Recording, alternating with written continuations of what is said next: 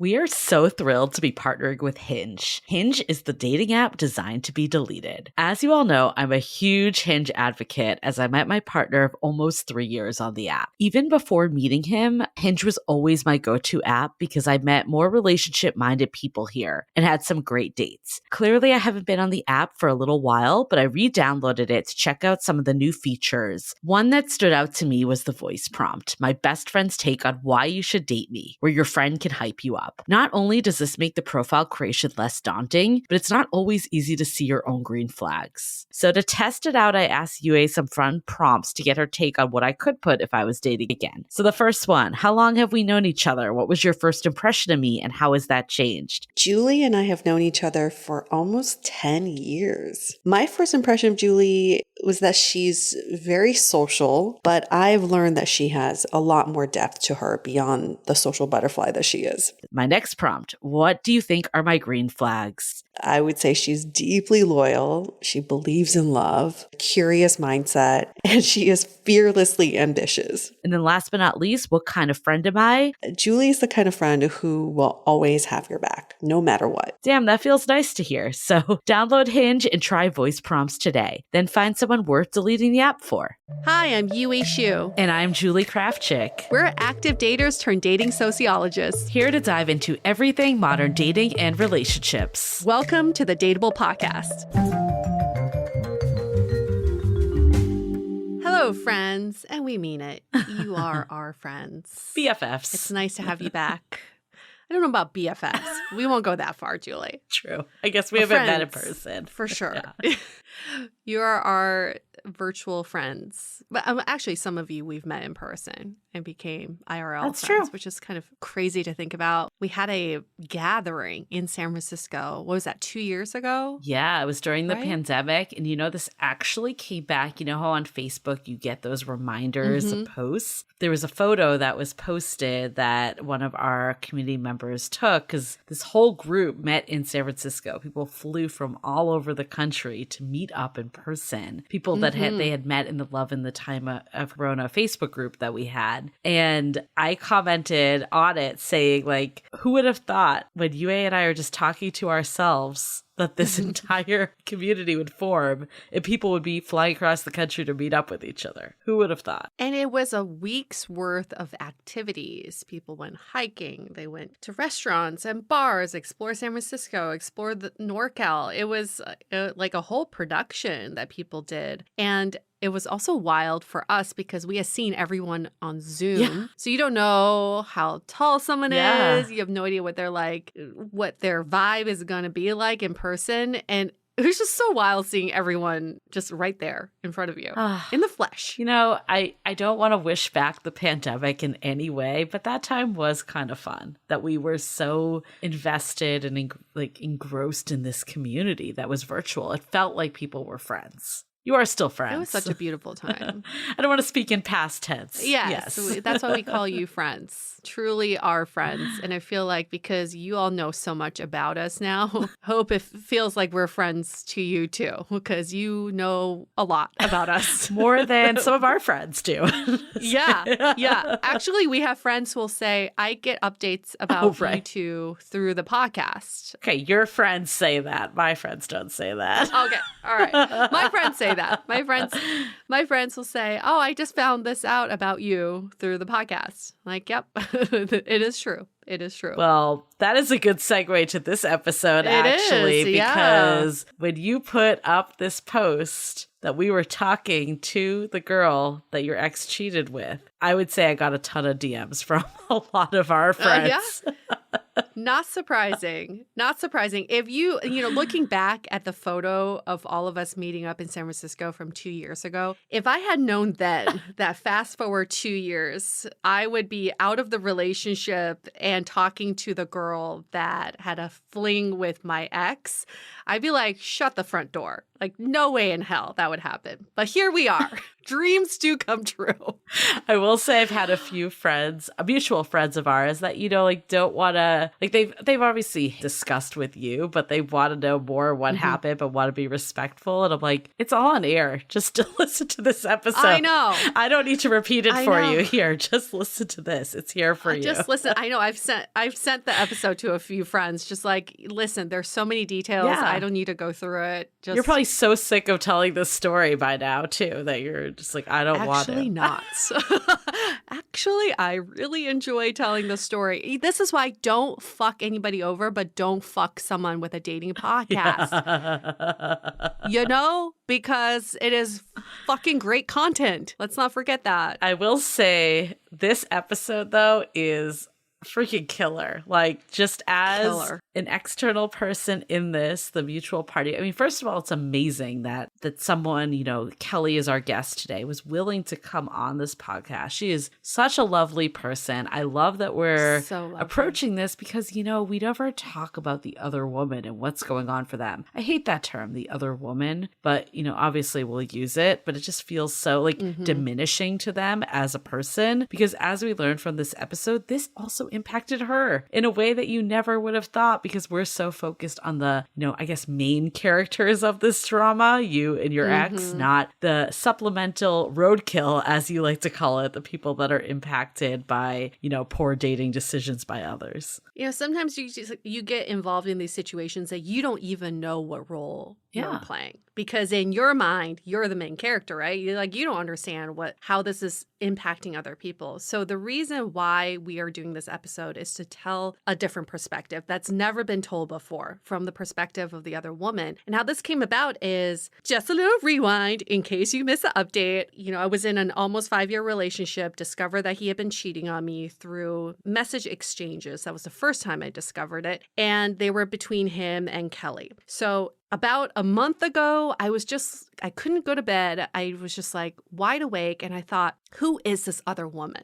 I really want to know. In my head, I had an image.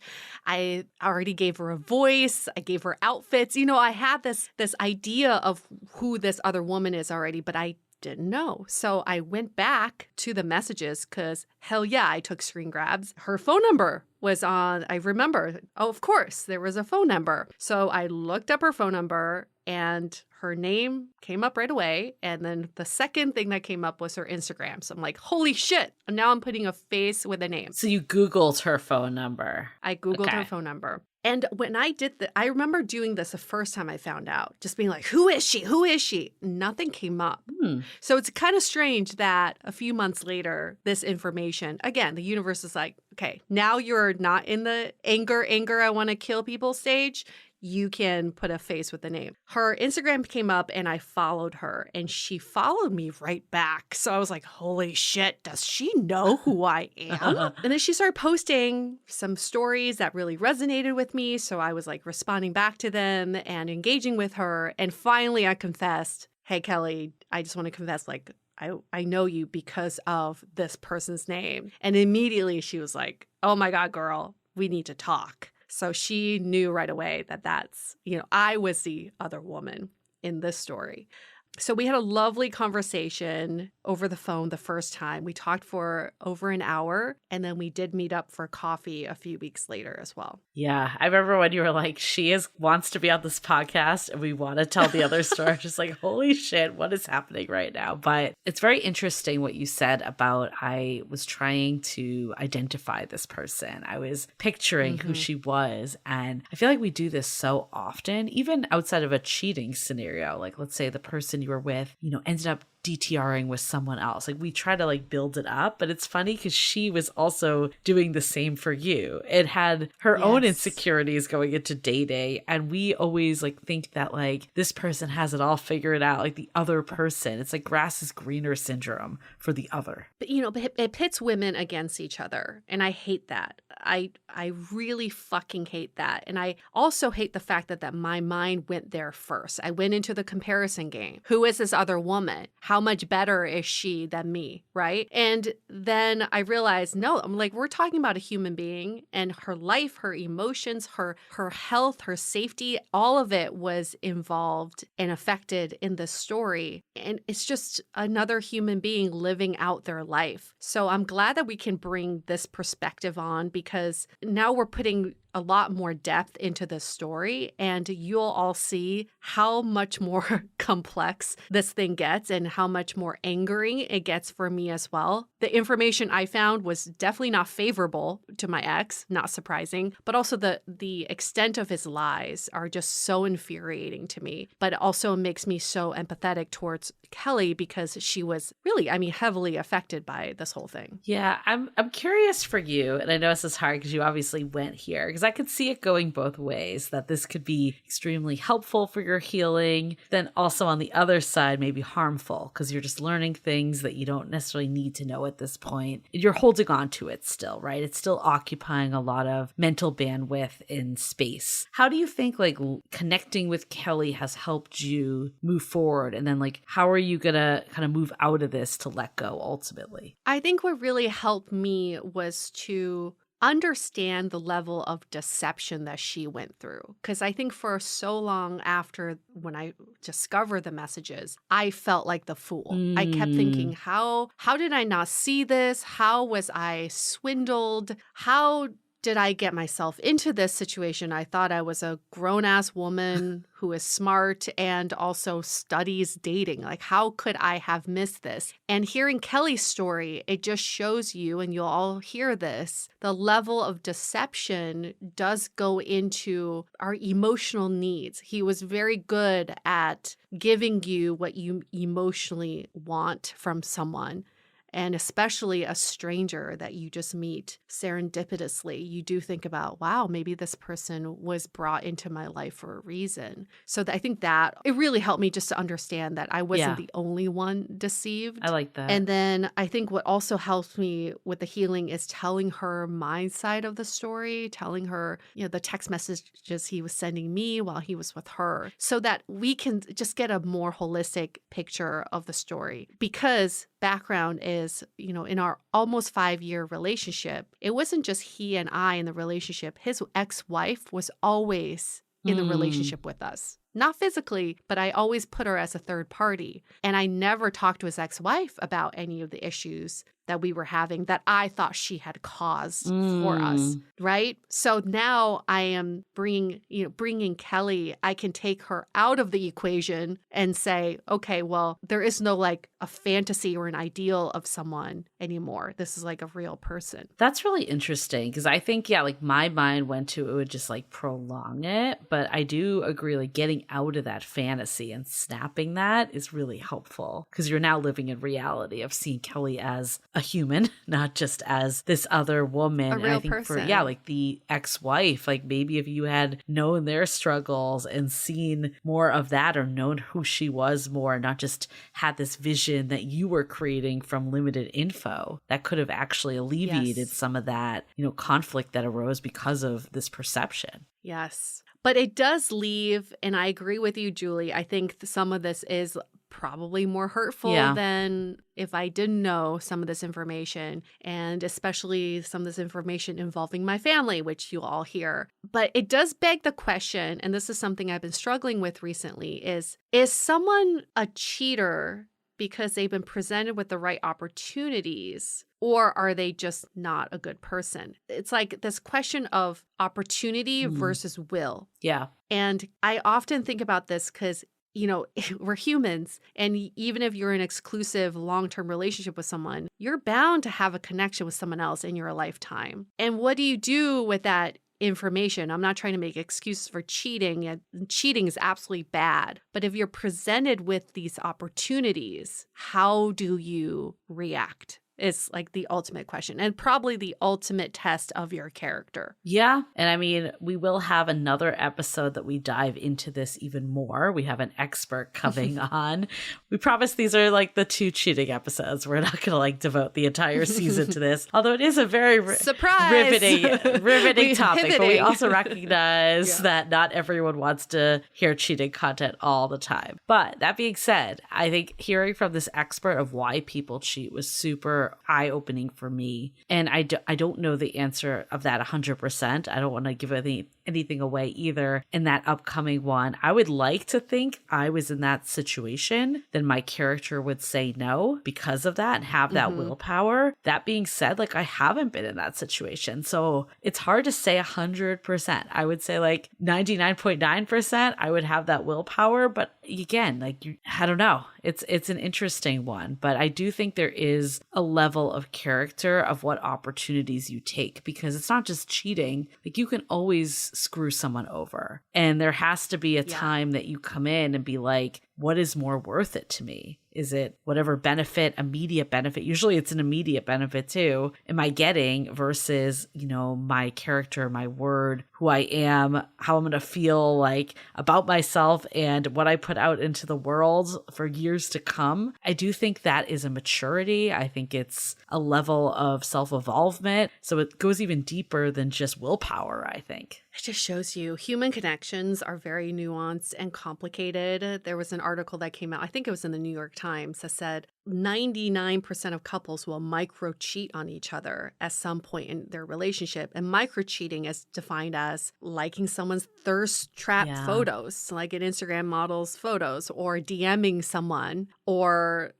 having a flirty conversation with someone in line for coffee. We're all going to be going through these micro cheating behaviors, but it's really like, how do you define the boundaries in your relationship? That's going to be really interesting to look at as we become more digital in this world. Yeah, I mean, there's just more opportunity wherever you go. I think a lot of it, though, comes down to your personality. It kind of goes back to the people that need to date and sample every single person out there versus someone that just commits to one of the first people they meet. Like there's a different personality behind that too. So there's a lot of those levers also that play in, because not everyone needs to sample everything and take every interaction they get, or even put themselves in a position to get that interaction. I know. And it could be something that's benign in someone. I think it was really benign in my ex, because most of our relationship was during COVID. The world wasn't open. Who are you going to DM? Who are you going to meet up with? And as soon as the world opened, I think whatever was benign in him was activated. And I think it was always in him. Yeah. It just was the right opportunity, and it activated something in him that was innate, and off he went. So yeah, it's like, this is why relationships are so nuanced, because the longer you are with someone, there are just more things that arise because of the complexities of someone's personality. We go into this in the episode, but ultimately you need to just be in the best place with yourself so you can pick yourself up if these things happen. I'm not saying that you shouldn't look for any red flags or see signs and get curious, but sometimes you just can't. Like that's just the reality, is different situations present themselves in different ways. And the only thing you can do is, when you have information, react at that point and be in a place that you feel secure to bounce back. So I don't want this to discourage people from dating, thinking that everyone is out there trying to cheat on them. And, it did kind of break my heart even to hear the effect that this had on Kelly too, of we can't let these one bad eggs though ruin our dating experience and what we want. I truly do believe that more people are good out there than bad. And yes, you can't fully protect yourself. That is kind of a risk you take. That is the risk you take with love. But all you can do is have that armor on when you need it. Yeah, you create your own support system because you can only depend on yourself for the rest of your life. So you got to make that support system as strong as possible. And even though I haven't met most of you, Thank you for your virtual support. I feel the energy. I feel the vibes. I'm getting the messages. It's a continuing saga, but it's a triumphant story, and we're all rising together. So I appreciate everyone joining this battle with me because it's been a very triumphant story for me. So I appreciate that. Yeah. And, I'm glad this offered healing for you and Kelly, which I think it did. And that's ultimately, what the goal of this was, is to hear different perspectives, but help you both move forward. So yeah, before we get into it, at Dateable Podcast, that's our Instagram. Leave us a rating and review, especially after this one. Share your thoughts, give words of support to UA and Kelly. Put it in that 5-star review. It helps so much. We're getting close to that 1K. We're at like 7 something right now. We're getting close. And that's just on Apple Podcasts. So probably even with Spotify, we're about there. But our goal was 1K on Apple Podcasts. So help us get there. Show us some love. It will help your healing journey also. We're really appreciating all the reviews coming in. I think our goal is by the end of the year, we reach 1,000 reviews. Yep. So help us get there. I know we can. And also our 22-day dating app challenge is live. This will be ending this Sunday. So Sunday the 10th at midnight will be the last time to sign up. We don't know when we're bringing this back, but we've gotten such rave reviews from past cohorts here of just how it's helped them change their views on dating apps specifically, and helping them navigate and see them less as the enemy and more of a way to help your dating life. So if last week's episode resonated with you and you're feeling like, I want to approach this differently, I want to use this tool and make it work for me instead of against me, then this is a challenge for you. So you can go to dateablepodcast.com and sign up there. And we'll link it all in our socials as well, just to get you ready in time for cuffing season. Yes. Right around the corner next month. Exactly. That's why this is the time. This is the time to get on it, because the next couple months, it's a hot one. It's a hot zone. Okay, well, before we get into it, let's hear a message from our sponsor. This episode is sponsored by Via. We all know there are things that can help set the mood in the bedroom, but did you know a little THC could also do that? Yes, Via has developed a unique blend of pleasure-enhancing cannabinoids, libido-strengthening herbs, and a low dose of THC all into one mind-blowing gummy called High Love. This gummy, wow, it will awaken your senses, increase blood flow, and intensify any sexual experience. I've been pleasantly surprised by the High Love gummies because it is just the right amount of THC for me to have a good time without feeling sleepy. And hey, if THC is not your thing, Via also offers a wide array of other gummies without it. And everything legally ships in 50 states with discreet packaging directly to your door. So if you're over 21, you can get 15% off and a free pack of award-winning Dreams THC plus CBN sleep gummies with our exclusive code DATEABLE at viahemp.com. That's VIIAHEMP.com. Let the gummies work their magic. Head to viahemp.com and use the code DATEABLE to receive 15% off and one free sample of their Sleepy Dream gummies. That's viahemp.com and use the code DATEABLE at checkout. Take your passion and pleasure to a whole new level with High Love from Via Hemp. This episode is made possible by Badlands Pets. As you all know, Mojo, my precious baby, is the reason why I found love in the first place. He made me feel love again. So I would do anything to ensure his health and longevity. And actress Katherine Heigl and I have that in common. She's helped save over 16,000 dogs through her foundation. And after doing a ton of research, she feels there's one place we can look to improve any dog's health, and that's their food. So fortunately, she found that just by adding a few special superfoods to her dog's food, she saw huge transformations in their health. So she's made a 20-minute video explaining step by step how anyone can do the same thing to see incredible changes in their dog's health. I've definitely re-looked at what I'm feeding Mojo and making sure that, hey, he only has one life to live, and I want to make sure it's the best damn life. So if you want to keep your dog healthy and happy, go to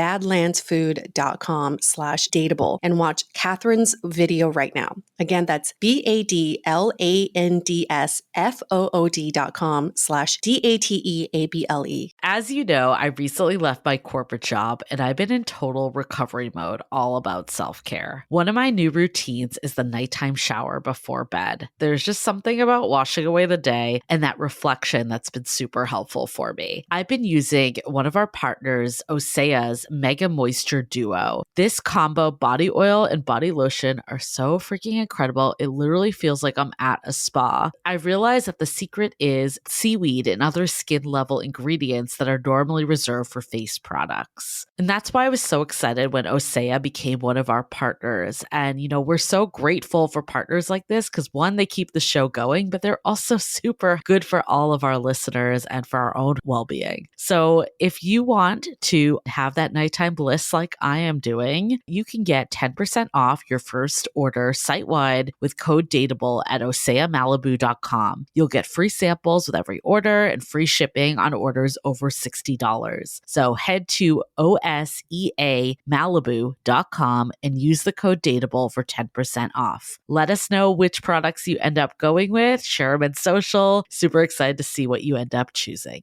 Okay, let's hear it from Kelly.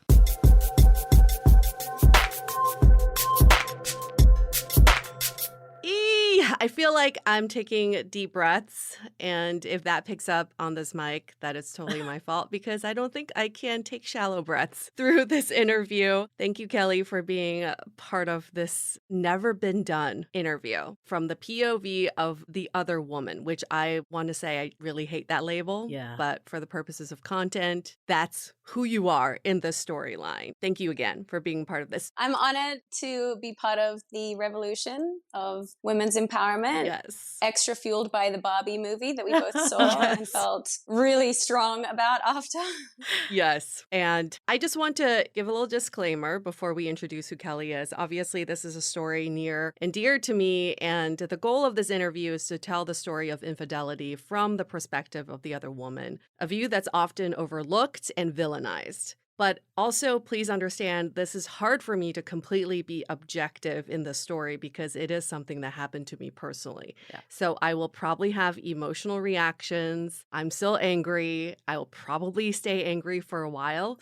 So thank you to our listeners, to Kelly, to Julie, and to Stefan, who edits this, for giving me the space to express my anger that I think I rightfully should be. I could be here as the objective party if Yes, needed. virtually holding my hand. So who is Kelly? She's 32 years old. She lives in LA. She's been here for a year and a half, originally from Australia. She's currently pretty single and taking a dating sabbatical. All right. Shall we start from the beginning? Taking a dating sabbatical for a good reason after being scarred. Yeah, I was going to say, was this part Yes. of the reason of taking that sabbatical? Yeah, I think we should definitely discuss that later on and why I've been not dating and celibate all year. Well, after it's this. so fascinating because you never think of that with the other woman, right? Like No. the other person, you don't think of the effects on them in their dating life, in love life. Right. And then in these cheating stories, you don't think about all parties getting hurt. Yeah. A lot of people are getting hurt in this story. But this is the part I don't know, is that when you went to Art Basel in December, what was your mindset going into Art Basel in terms of dating? So I was excited to be in a new city, meeting new people, and being very single, I was excited to flirt with guys, hopefully go out on some of the nights with them. And I was just really stoked to meet somebody that was open for that and also lived in the city that I was from. So I thought, oh, wow, okay, this could be more than just a fling. It could actually turn into something. And when somebody shows you no signs of any significant partner and is introducing you to all of their friends, you think, cool, we're on the right track here. I mean, I definitely want to go into that. But before we do, you said you're single, wanting to meet people. Are you recently single? Like, what's been going on in your love life? girl, if we're going to get into that. So yeah, no, let me try and give you the really shortened version of it. Basically, I was dating somebody on and off for 7 years, the longest situationship in record. I think I created that term. And then when I finally moved back to LA a year and a half ago, I was ready to settle down. I was getting my own apartment and, you know, got a full-time job, really getting stability. And then that person didn't want to be in a relationship because they were going on tour. So I was heartbroken. I've been in my own healing journey since then because it was such a long time to be, you know, someone to be pursuing you. And then when you were finally ready, then they decided they didn't want you anymore. So that was really rough. So because of that, I've definitely been slow to open up and trust others. And the dates that I have been on in LA, because I didn't really know many people, I got on the dating apps, and the first dates I went on were so lame and boring. I just never took second dates, never wanted to see them again. So it's just like a string of first dates last year. And then this happened. I've just been burnt from it. So I just decided not to date anymore. So take us through that night. Take us through what happened, how you met, how things went down. You to hear it for the first time. This is interesting to see your reaction. Oh my God, I'm scared. Yes. So I was at an event and I was in line to get drinks or something. And then he literally like stumbled into me in the line and we just struck up a conversation. We were chatting, and because he never mentioned that he was there with anyone or with friends, that I just assumed he was alone. So we just talked for a while. Then he followed me and my friends around for a while, and we had a really fun night. And he asked me what I was doing the following night. And then he said he's here on a bachelor's trip and he would love to see me again, and invited me out the very next night. So that first night, it was pretty mellow. We partied together at that place, but we both went home alone. But you're thinking like, I met someone interesting? Like, what's going through your mind? Yeah, we really vibed. Oh, this feels so weird to say this to you. I'm like so uncomfortable, but this is part of the healing journey, right? Exactly. I just really enjoyed our conversation. He seemed really engaged, really interested, more so than most of the people I had dated. And this is another part that now that I reflect on it is so strange. Why would you be so invested in someone, listening so intently, really paying attention to everything I had to say? We were looking at art, you know, really spending time to make me feel special. He really put in that time and energy. So I thought he was genuinely interested, and I thought it was going to lead to something because it was more than just a casual run-in with somebody. He seemed invested. And is it okay if for both of you, I get consent that I insert what I was getting from my end during the same timeline? Okay. I would love Please that. do. Yeah, because I look back through our text messages as well, and I wanted to line up the dates. And this is So curious. This is the night he was sending me all this artwork. Like, look at what I'm looking at. Look at this. Look at that. And now I realize he was looking at art with you. I just scared my cat. Oh my God, this makes me so sick. And I'm getting like hot and sweaty now because he was taking photos, which I thought were for stories or whatever. Right. Not sending it back to his girlfriend in LA. So after this first night, and I will also just admit that we're humans. You're going to have connections with multiple people in your lifetime, even if you're in a relationship. I understand this may feel uncomfortable, but I also recognize that this is a possibility. So I can totally see why you were like, this could be something. So after this night ended, did you think that you were going to see him again? Yeah, because he seemed so authentically interested and inviting me to things and messaging me and making plans, which guys don't really do usually unless they're actually interested. Okay, so he's messaging you. Then what happens? Like, how do you progress this? So the following night, he picks me up and then we go to this penthouse party that his friend is throwing. So I'm like, oh, wow, we're moving so quickly. He's introducing me to all of his friends, and I'm going to his friend's penthouse and I'm meeting everybody else. And he was very attentive as well. Like, he would make sure I was talking to somebody and fine, then he'd go mingle, and then he'd come back and check on me. So all of these signs were leading to this guy is genuinely interested. So then we go out with his bachelor party, and we go to this ridiculously overpriced, stupid club that they had to pay a ton of money to get into and wait in line like losers. Like, who even waits in line at clubs? And we go into this club and it's just completely ratchet, and I just wasn't into it. I said I wanted to leave, and then he left with me. He left all of his the bachelor party at the club, which was the whole purpose of this Miami trip, to go with me. It's so fucked. To back to the same party, because it was like a 3-night event. So then we went back to the other place and had a really fun night. I don't know why he thought it was okay to ditch all of his friends for me. I mean, in the moment, I thought it was sweet, but now it's just so weird. You know, when Yue told me about this, like on the bachelor party, my first instinct was it's so weird that you go to a bachelor party and use that time to try to meet girls. Like thinking like it's the time to be with your friends. Especially when you're not single. Well, I guess what I was going to say though is like That that's part. why you're doing it, because this is your opportunity, right? Oh, it was his only time to do it. Like, what a bad friend. Okay, so then what happened after this? Yeah, so then I can't remember if it was that same night or a different night. I do remember at one point we all had like a dinner together on a patio with all of his friends. So after the rave party, the second night, I invite him back to my room and oh my God, I hate doing this. It's kind of funny, really. Like he goes to cheat on his girl and then he can't even get his dick hard.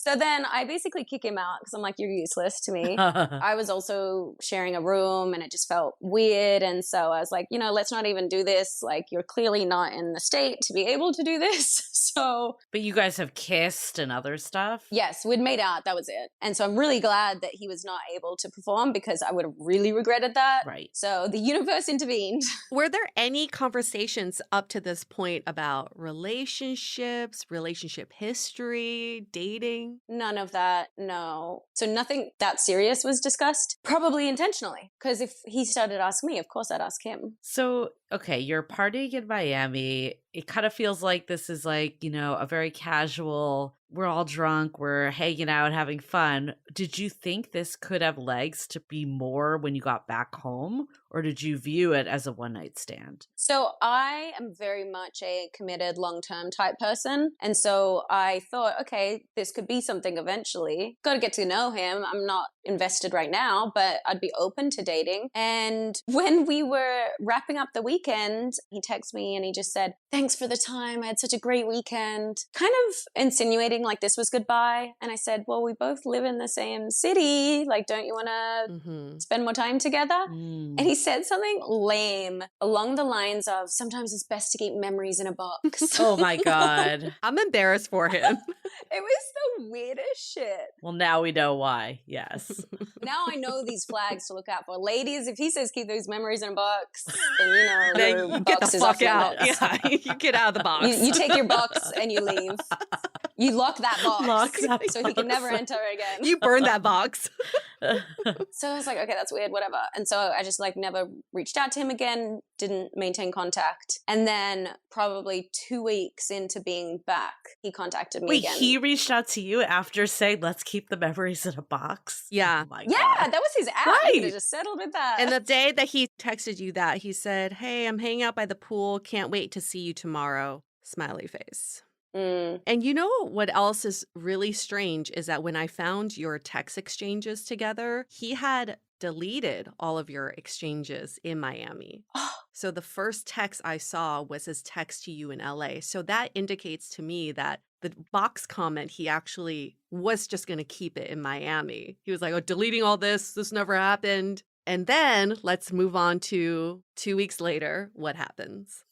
Yeah, so then he reaches out to me and says that he'd like to get lunch. And I thought, oh, okay, he's changed his mind. Because I haven't gone through our texts again. I've just erased my memory of him. It's still there though, so I could go through it. But you said he had invited me to a bar crawl or something. And I was like, no, not interested in that. Yeah. I still have standards. I want to be taken out. I want to be treated like a lady. Yep. And so he invites me to lunch and It wasn't just lunch. it was not just lunch. It was also let's go check out this exhibit Yeah. at Union Station because it was so weird. We get there and I'm like, we're at a train station. What is this? I guess there was some architectural exhibit, and then takes me to Little Tokyo, and I'm like, oh, this is so cute. We're going to an exhibit and then going through Little Tokyo and going to lunch. And Kelly, did you think this was a date? I definitely thought it was a date. Okay, yes. It's like, yeah, for sure. You don't invite a girl that you've made out with Yeah. to go, check out an exhibit and go to lunch as a casual, let's catch up for coffee. No. And tried to hook up with. Right. Let's put that out there Right, too. Maybe right. didn't Yeah, fully tried. hook up with, but tried Let's to clarify. hook up Let's clarify Yeah. that. Yes. So we're at lunch and then he goes, I have to tell you something. So dramatic. I'm like, what is it?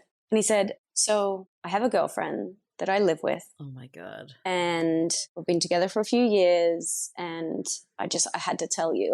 I was like, What do you Why? what do you do with that information? Like, what was your reaction? I don't know. I really was confused why he called me here to meet in person and have this lunch to tell me, why he couldn't tell me over the phone, why he had to tell me at all. Like, He didn't even need to reach out. He could have kept it in the box, No. right? It kept in the He box. said to keep it in a box. But I remember at one point I made a face because he said something so dumb and I was just like, making a very obvious reaction of this is ridiculous. Wasn't making a noise, wasn't making a fuss in the restaurant, which I could have thrown a drink in his face and had that movie dramatic moment that would have been very satisfying. But I was so calm. And then when I made that face, he goes, calm down, we're in public. Like, oh God. Control like yourself. You're the one to blame. Yeah. And then I really made a face. And then I basically told him that, and he said, I'm sorry. And I said, you need to be sorry to her. Like, not me. You need to be sorry to your girlfriend and get in therapy. And be so then sorry I to left. you. He totally wasted your time. Wait, so you're in the restaurant when he tells you this? Like you're sitting down about to like eat lunch and he just is like, I have a girlfriend? Yeah. What was going through your mind when he told you this? I was in so much shock. I felt numb, kind of like that freeze moment, like where there's fight, flight, or freeze. I felt like I was just frozen because nothing had insinuated that he could have been in a relationship, inviting me around with all of his friends. It just baffled me so much. I think I was in shock, and that's why I remained so calm. And all I could do was make faces, and then that was too much emotion. Oh my goodness! Like, how dare I? So you were at like an omakase restaurant, right? Like what? It was like a nice Yeah, restaurant. it was a nice Japanese restaurant in Little Tokyo. I made sure I finished eating. I was not gonna go hungry that day. No. So I finished eating, and then I got my own Uber. And he did walk me to the Uber because I think he felt really bad. He did look like really guilty and ashamed. And Yue, when you described him as like this little boy, this 6-foot man had shrunk into a little boy, that's what he was like again. And to me, it was like, a dog that had been kicked and had the tail between his legs. And he walked me to the car, and that's when I told him about get in therapy, be sorry to your girlfriend. Then I just left and never spoke to him again. Did you ask him why he didn't just break up with his girlfriend? Why did he have to cheat? Yeah, so he said that he was going to break up with his girlfriend. He had been trying for a while, but then her dad got sick and he felt really bad and he couldn't anymore. Yes. And I didn't know if that was true or not. And it was like so sick, like gravely ill. Oh, yeah, like he was dying. Also, your dad has been like okay for a while now. And also, if this were real, do not use it as an excuse to not leave someone. That is the worst fucking excuse to not leave a relationship. Because what the hell are you doing staying in this relationship then? This is guys' excuse. This is what they use.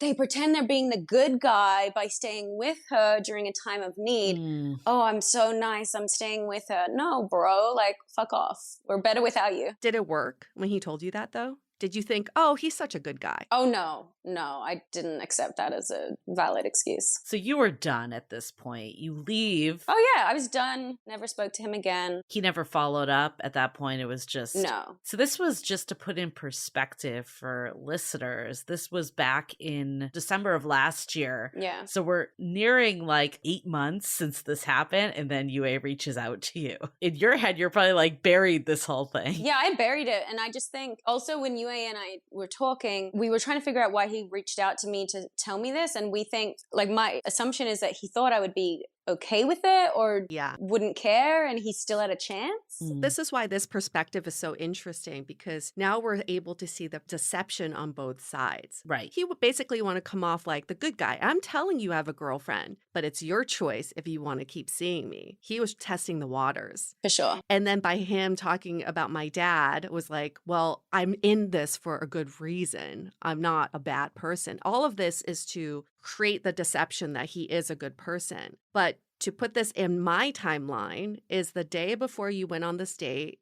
He and I were down in Orange County with my parents. We had just taken holiday photos in front of the Christmas tree in Irvine. And then the day after you two went on your date, he said, let's do something fun this weekend. Universal Studios.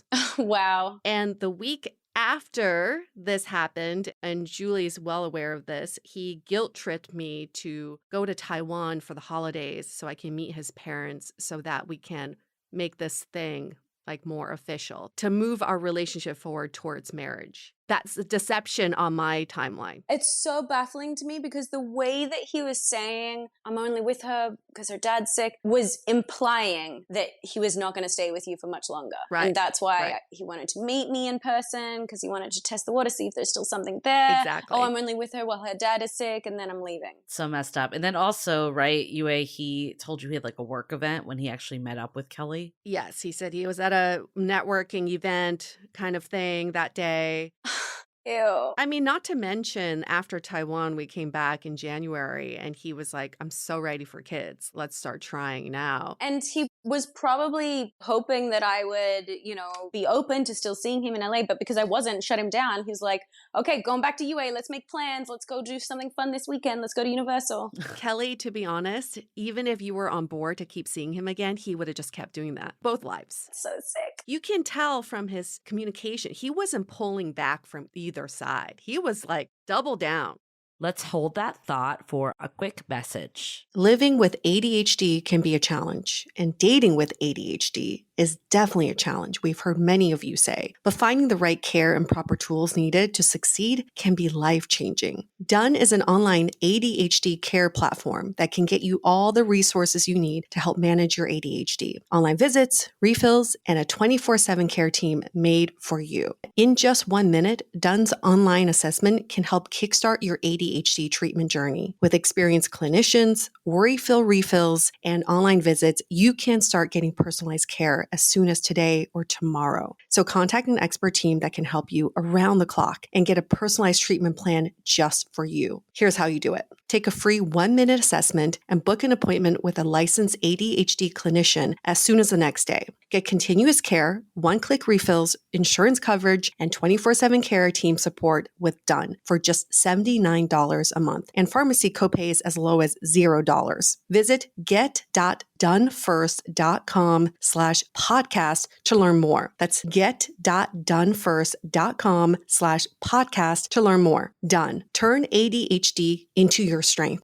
I want to go back to Kelly because this is about like the other woman too. Like you're already saying that you're feeling down about dating before meeting him. How does this now impact you? You kind of started off like, this is why I'm on a dating sabbatical. What's the impact on your side? So we clearly know the impact on UA's side and we know the impact on his side. Yeah, no, I haven't dated all year, and I haven't been with a man intimately all year. I just have no trust anymore for guys. And so to get to that point, it would take a long time of getting to know someone. And guys in LA just don't really put in that time or effort. What were you thinking on that Uber ride back? What a piece of shit, wasting my day in an Uber just downtown and back.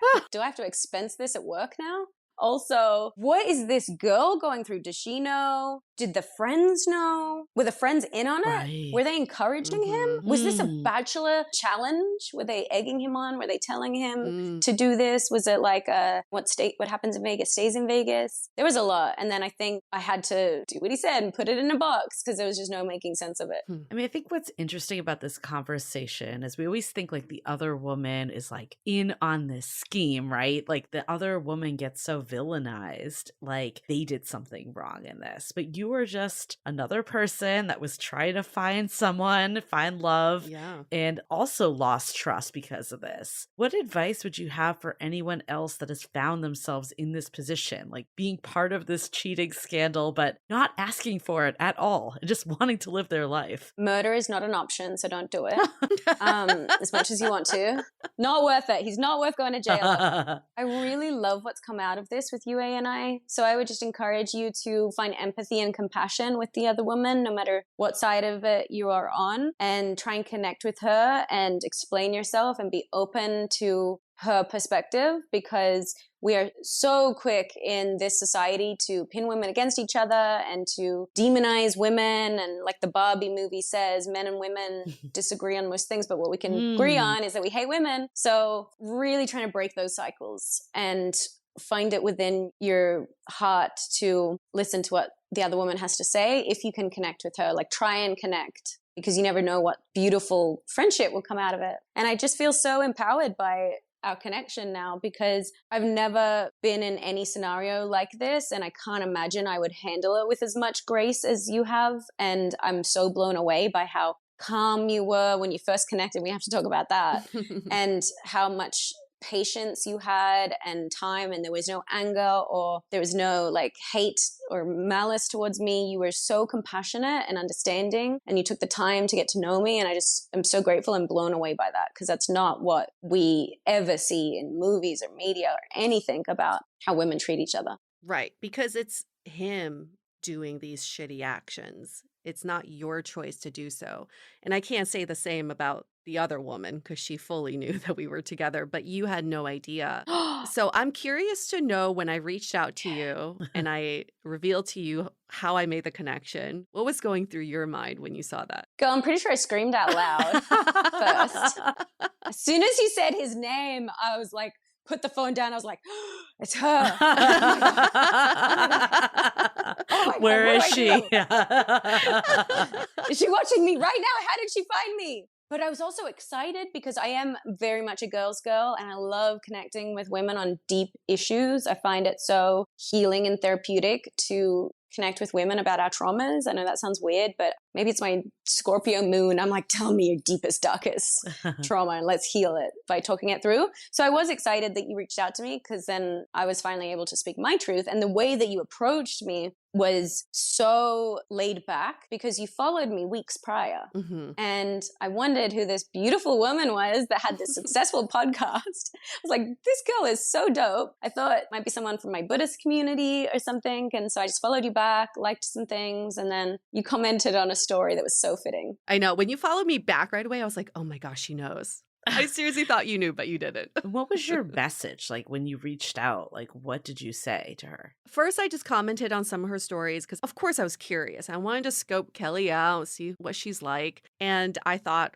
damn, she's a badass. And you had a story that really resonated with me. So I commented on it, and then you liked it back. And I was like, oh my God, we're talking. And then one day I was just like, I got to just DM her. So I said, hey, Kelly, I just want to confess how we got connected. Does the name blah ring a bell? And you were like, oh my God, yes, girl. So I then went into our history, and Kelly so gracefully offered to get on a call with me, which I was not expecting. I thought it would just be like, fuck him, piece of shit, you go, girl. But you were like, if it's healing for you to get on a call with me, I'm open to that. And I was like, yes, when and where? Let's do it. Because I wanted to be respectful of your healing and your feelings and your boundaries. Like, I didn't want to tell you things you didn't want to hear. Yeah. I hate when people do that. You Yeah. ask permission to share. Plus, I had told you, Yue, I had a friend who discovered that her boyfriend, who had taken her ring shopping, had all these other relationships on the side, and she had actually found them and become friends with them. So it showed me that it was possible, and it showed me that was the silver lining to come out of these situations. So I kind of took that as the roadmap of, no, the right thing to do is to connect with this woman and give her anything that she needs to heal through this. So I'll ask both of you, what was the sentiment after that phone call? And then what was the sentiment after meeting up? Wow. It was such a powerful call. It was one of those conversations. We had it again when we met for coffee, where you just feel, at least I felt like, on such a high vibration. I felt like I'm on the right path. This is so aligned with all the things that I believe in, of empowering women, of women coming together to become stronger, of speaking our truth, and of just destroying all these stereotypes of how society wants to paint women as vengeful, evil, nasty towards each other. To get a man. To get a man. And like, neither of us want that man. So why would we fight about this man? No, keep him in a box. And if for lifetimes now, society has been doing that. Look at pageants. Bunch of women competing with each other for like one crown. That's how we feel when it comes to dating. It's like there's a scarcity of good men out there. So we got to claw at each other to find that good man. And in this situation, what came out of it is I found a great woman who I truly respect. And we're able to kind of grow from this experience. Although I don't know if I'm sad or happy that we're not pogo sisters, but there is some sort of relationship there. Almost pogo sisters. I've never heard that before. Oh my God. I've heard Eskimo sisters before, but pogo is like way funnier. But to answer your question, Julie, what came out of the first phone call was I was so glad to connect with Kelly, and I was just so angry. I think there were two main themes that made me so angry. One was bringing my dad's situation into the story and lying about it. That, to me, I texted Julie. I was like, when you hear this story, I will tell you why I think he's going to burn in hell for that comment alone, for that lie alone. Such a cop-out. And then the second theme that really enraged me was the friends, because one of the friends he was in Miami with, we have a friendship. I've let him stay at my home. I've been a friend to him. And he was rooming with him at the time in Miami. And he didn't say anything. And to me, that is just the ultimate sign of respect from a friend. So yeah, I texted him. I told him how I felt. He never texted me back. But those two things I did right away after I got off the phone call. I'm so proud of how you dealt with things, honestly. Thank you. And yesterday when we met up, I just gave her the biggest hug because Oh, it is very healing to meet Kelly and also to know that she is very similar to the way we think and like so in line with the way that we're thinking about dating and love and relationships. And it's no longer the pick me culture. It's no longer pitting women against each other. yeah. It's like we can only lift each other up. And that's the best way to find love. And Kelly, I assume this is the first time this has happened to you, or has there been another instance? No, this is definitely the first that I know of, at least.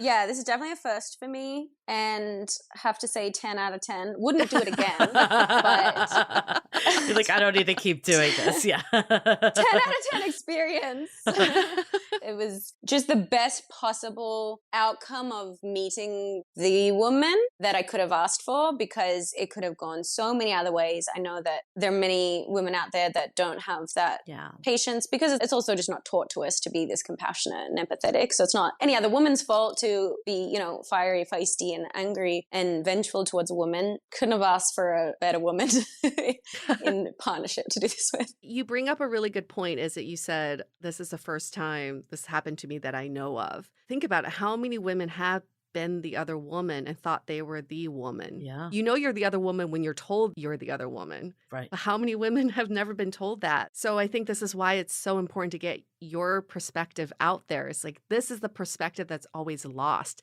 You are a woman with feelings and you felt a connection.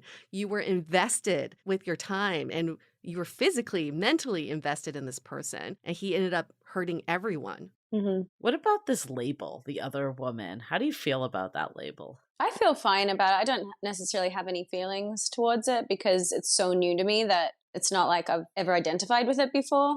Yeah, I don't find offense in it. I feel like there's been a lot of other people that have been in this situation, right? They think they meet someone awesome, and then it turns out they're not so awesome because they're cheating on someone else with you. What advice would you have for someone that also might be in this situation, that kind of gets their hopes up that they met someone different only to find out they're worse than the average? Yeah, they're different because they're worse.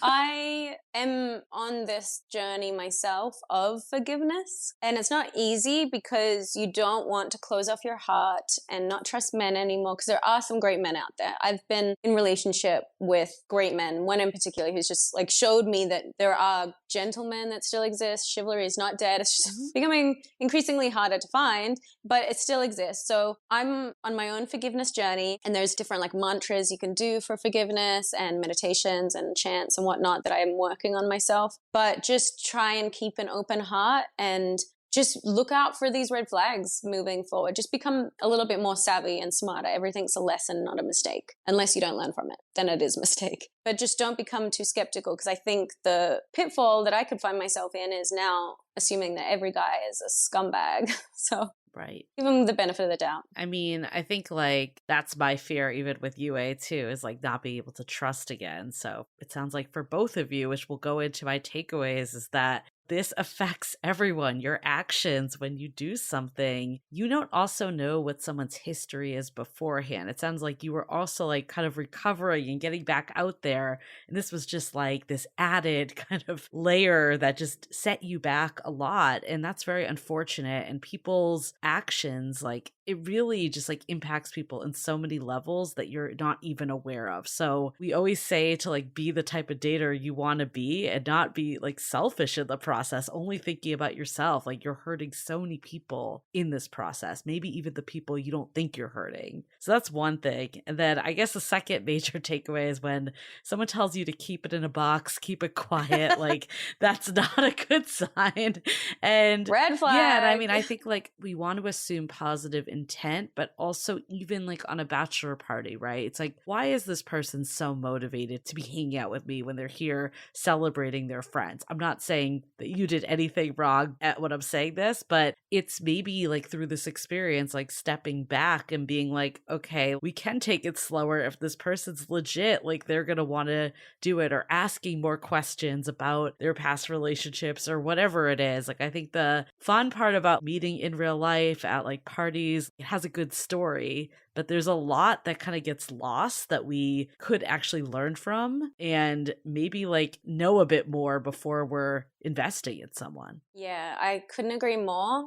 There's a lot of things I could have done to do my due diligence. Yeah, ask about dating history and really look at the eyes, pay attention to how they respond. Any sort of signs that it might not be telling the truth, listen to your intuition, because a woman's intuition is always so on point. Yeah. And then also take your time. Look, it was Miami. It was a fun weekend. So it was definitely more of a fling. I'm not telling women don't go have fun on a weekend away, but what I've really learned is I have a lot of feelings and emotions attached to intimacy. Yeah. So that's why I've also been celibate all year, because I don't want to get my feelings hurt again. And I really want to take it slow with the next man that I invest time and energy into. Yeah, he's going to have to answer all the questions and prove himself before he gets anything that he wants, because I'm not putting my feelings on the line again to just any Joe Blow. Yeah, and I definitely did not say that to infer that you did anything wrong. I think it's human nature that we get excited when we meet someone great. I've had so many friends, and I've done this myself too, that you just get like really in the moment and you make up this fantasy of who this person is, but we just don't know who they are because we don't know them at all.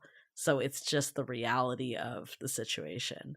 When I think about this from UA's side, I think, well, there's really nothing she could have done differently. From your perspective, you were getting all the signs that he was a committed good guy. The thing that you did just flawlessly, and that I want to recommend every woman to do, is maintain your independence, because if things blow up and you find out that this good guy is not such a good guy and you've invested in your entire life, and maybe you've given up your career, maybe you've moved in with him, maybe he's the one that holds all the power and the finances, and then all of a sudden you find out that he's cheating and you have absolutely no leverage and nowhere to go, that's when you're really fucked. All I can say to ladies is you don't have to just assume that every guy is going to cheat on you, but maintain your independence the entire time, no matter how good this guy is. Always have your own stuff, your own money, your own place, because you do not want to be left on your own after all that goes, on top of heartbreak. Yeah. I mean, that goes for everybody, men too. Everybody just needs to maintain their strong sense of self and independence so we don't get lost in someone else. Because when that person leaves, your world crumbles. And I am glad that I was able to do that in this relationship, maintain my strong sense of self. But that took years.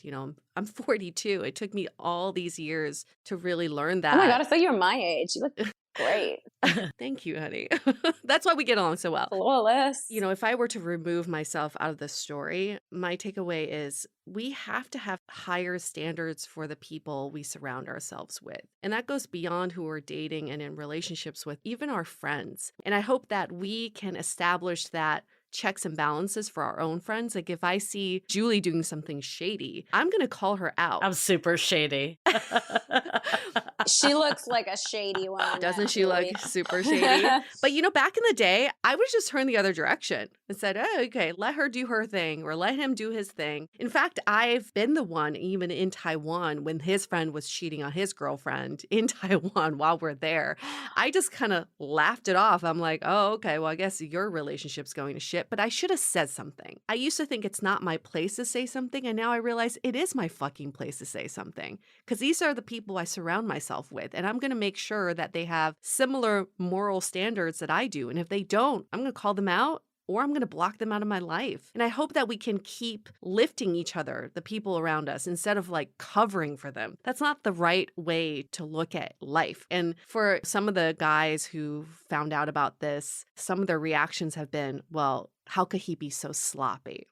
Now, if you're the type of person who says that in front of me and says, how can he be so sloppy? How could he have gotten caught? Guess what? You're no longer a friend in my eyes, because now I understand where your moral compass is, and it's not in the same direction as mine. I mean, the whole moral compass thing is really important. I mean, I don't want people to like assume everyone's a cheater when they're going out dating, No. but understanding someone's just morals and values is actually a very important thing beyond cheating.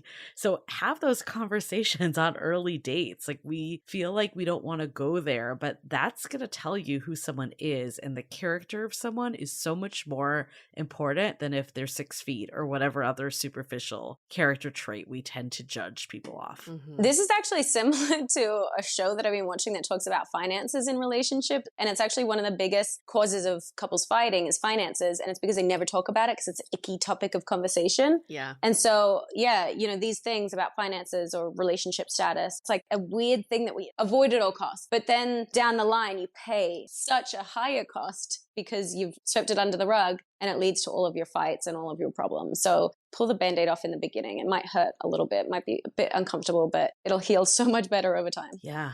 I mean, you can learn so much. Obviously, people could always lie, so I wouldn't say it's bulletproof, but at least you could get a feel of how they react and if it feels genuine or not. Well, when they're good at deception, they're very good at deception. But end of the day, when a person's looking for their prey, they want to look for the lowest hanging fruit. So if you're able to bring up these topics earlier on, That's true. The person who is very deceptive will be like, ooh, that's too tough. I'm not even going to try to deceive this one because it seems like she would be a hard victim for me. Mm-hmm. So at least you can create more barriers for them. And that's what I'm doing with dating now, actually, because I just got back on the apps about a week ago. And now I'm saying up front, I'm looking for a relationship, nothing casual, Good. nothing friends with benefits. And I'm creating clear boundaries from the beginning. I don't want a pen pal. I don't want to chat forever. Yeah. Either you call me or you ask me out. I'm not going to keep texting you. So, and I know that is eliminating so many guys who are intimidated by that or put off by that. But like, I'm literally asking for the bare minimum, like of you're on a dating app, ask me out. I just don't do this chatting situationship talking stage. It's a waste of time. I mean, that's my hope with this whole thing, is that for both of you, it can help propel you to that next level. And like, yeah, it's a terrible thing that happened. It clearly affected both of you and your trust and all that. When something bad happens, like, how do you use it to learn from and empower yourself? And it sounds like both of you were on those journeys. So I'm so happy you were able to come and join us, Kelly. Like, it was really interesting to hear your perspective.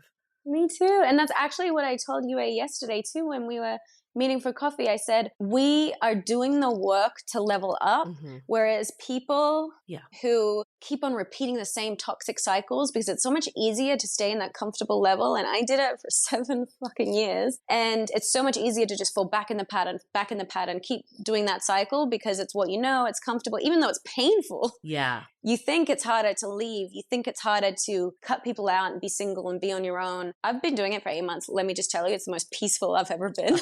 I've been fuckboy free for 8 months and I am glowing. I'm flourishing in my career.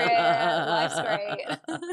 That is the ultimate takeaway from this episode is, in addition to getting the perspective of the other woman, the goal of this is to let everyone know you always have the opportunity to level up. In every situation, you can ask yourself, do I want to level up or do I want to stay the same? And in this situation, we asked that question and here we are today, and we're leveling up our lives and our moral values. So if there's one takeaway, that is my biggest, takeaway from this episode. And I want to thank you again, Kelly, for just being so kind and gracious and open-minded, and for being so brave to come on this show and tell your perspective. Do you want to tell people what you're working on? I know you're working on a lot of projects. Yeah. Also just so grateful to you ladies for being open and welcoming me with such warm energy and being so compassionate. It means a lot to me. And I think we're really helping rewrite the narrative of how women interact, just like the Barbie revolution. Like, women are so much stronger and more powerful together when we get rid of the brainwashing that the patriarchy has put on us for so long, because it benefits them for women to stay divided, because we are strong as fuck together and we will take over the planet and help save it when we get together. So sorry guys, like, we're here to save the world. On that topic, I am actually working with my nonprofit on building a school in Uganda. Ooh, so nice. if anybody wants to help build that, we're almost at our goal. And I believe the info is in my bio on Instagram. If it's not, I will do that immediately. So it will be by the time you guys get this. And Great. you can feel free to share my Instagram. I'm also working on a documentary based on that trip to Uganda and helping empower those women and children in a village that I visited through a sewing program. We bought a bunch of sewing machines and built a community center. So I want to help share their story and put more attention on how powerful those women are. It's just another example of like women being left on their own after many men over there have multiple wives and then leave the women to take care of the kids and the land. And it was really heartbreaking to see. It was very difficult to be there and interview these women, but also very empowering because they're so fucking strong and so fierce. And those kids just have so much joy and happiness in their heart, even though they have nothing. So it really gives me so much perspective on how much we have here and yet how miserable so many of us are. So yeah, really hoping to get that documentary finished and also looking for an investor. So tap in with me if you want to go help more women. Awesome. And we'll definitely link your Instagram in our show notes as well. Thanks for coming on our show. We can all agree, at least he has good taste. What a takeaway. Mic drop. Thank you for all of our listeners for coming along for this crazy ride. We've definitely made some podcasting history with this interview. Leave us a rating and review in Apple Podcasts, 5 stars, and maybe your takeaway from this episode. Have you been the other woman? Have you been the other guy? What has your experience been like? Just write it in the body of the review. And on that note, we're going to wrap up this episode. Stay dateable. The Dateable Podcast is part of the Frolic Media Network. Find more podcasts you'll love at frolic.media/podcasts. You can follow us on Instagram at Dateable Podcast and visit dateablepodcast.com for access to all the episodes and our premium programs. Also, make sure to subscribe today if you haven't already on Apple Podcasts, Spotify, or your favorite podcast platform so you are the first to get all the latest episodes. And most importantly, stay dateable.